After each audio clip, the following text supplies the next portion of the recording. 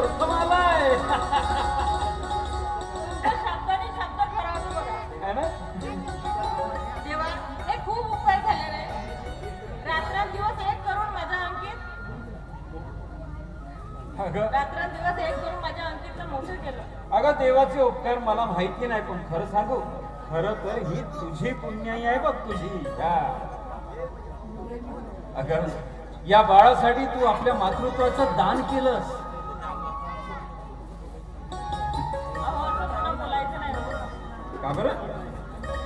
अंकित माझं बाळ नाहीये का? आहे ना? पण काही म्हण, अगं त्यासाठी तू शपथ घेतलीस की बा अंकितसाठी तू आयुष्यभर निपुत्रिक राहिलीस आणि आपल्या बाळाचं सगळं प्रेम तू आपल्या अंकित आणि म्हणून आज तुझी पुण्याई कामी आली बघ. आज आपला अंकित मोठा झाला, आता 12वीत पास झालाय ना, आता आपण त्याला इंजिनिअरिंगला पाठवणार. अहो पण इतकं कसं झेपेल का आपल्याला? त्याची तू काळजी करू नकोस ग, तू काही काळजी करू नको. बंद कर, मारीत नाही तिथे.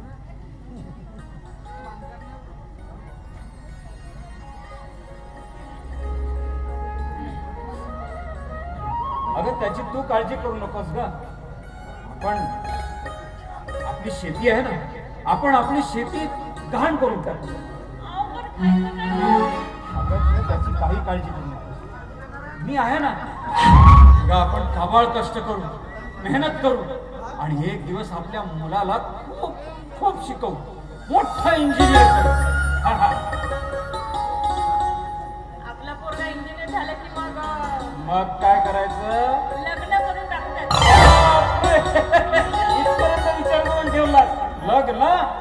एखादी मुलगी वगैरे बघून ठेवलीस का त्याच्यासाठी? हो ना, कोणती? आपल्या प्रभुदादाची पायल. अरे वा वा वा वा वा, अगदी योग्य विचार केला. बाई आधी आपल्या पोराला मोठा तर होऊ दे. का? अरे पोरगा आता जवान झालाय, जमाना बदललाय, त्याने आपल्या मताने दुसरी बायको बघितली तर? नाही नाही, असं काही होणार नाही. अच्छा, मी समजावेन त्याला. बरं बरं बरं. पहा बाई, सांगता येत नाही बरं. पोरं जवान झाली की मायबापाचं ऐकत नाही बरं का? नाही तो माझा ऐकणार. हो, वा वा वा. आता तू त्याची आई आहे, तो तुझा बाळ आहे, तर आपल्या आईचं नाही ऐकणार तर आणखी कोणाचं ऐकणार? जाऊ दे, उद्या पाटलाकडे जाऊन येतो. पाटलाकडे जातो आणि त्याच्या समोर हात पसरतो आपला आणि त्याला त्याच्याकडे आपली शेतीवाडी गहाण टाकून त्याच्याकडनं पैसे उधार घेऊन येतो आणि मग मग पोराला मोठ्या कॉलेजमध्ये टाकतो बघ, इंजिनिअरिंग साठी. मी सुद्धा येईन तुमच्यासोबत. आता पण तू कशाला? मी सुद्धा माझं पदर त्याच्यासमोर पसरेन हो. मी करेन हो माझ्या आणखी. पण मी तुम्हाला सांगते, माझ्या मृतदेहाला अग्नी मात्र माझा अंकितच देईल. बघ, पुन्हा असं बोलायचं नाही बरं का? नाही बोलणार. चला आता अंकित सुद्धा येईल तेव्हा स्वयंपाक व्हायला होते ना. हो हो हो, स्वयंपाक तर व्हायलाच हवा. ठीक आहे, तू जरा आत जा, मी जरा बसतो इथं थोडसा. लवकर लवकर स्वयंपाक कर बरं का, अंकित आलं की सोबतच जेवायला बसू.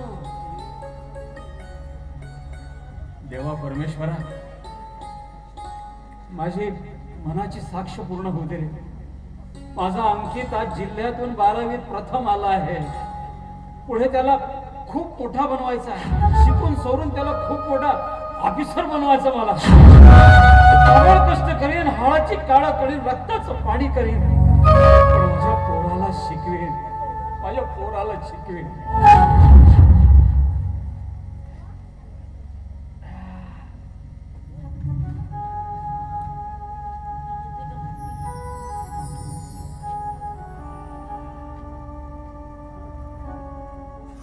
मामा मामा अरे अंकित कुठे आहे?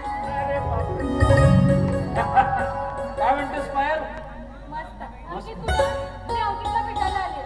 अरे हो, अंकित नाही का? हो, तिकडेच थांबला, आलाच नाही. का बरं?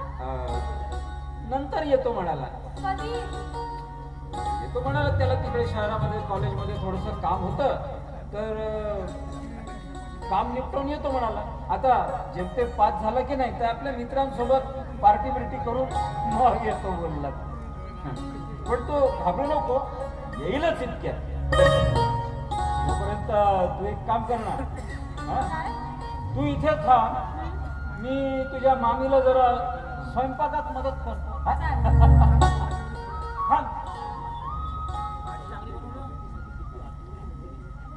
अंकित, तुझ्या एका पेटीसाठी किती आतुरले होते मी. कसा आहेस रे तू? मी तुझ्या विना कशी जीवन जगत आहे हे माझं मलाच माहिती आहे. पण तू शहरात जाऊन दुसरी कोणी बघितलं नाही ना? खूप प्रेम करते मी तुझ्यावर. अंकित, कसं सांगू तुला? तुझ्या स्वागतासाठी काय करू मी?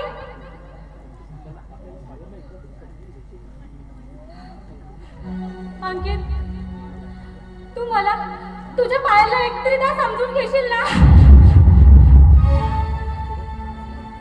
तू जेव्हा समोर येतोस ना तेव्हा माझी काय अवस्था होती.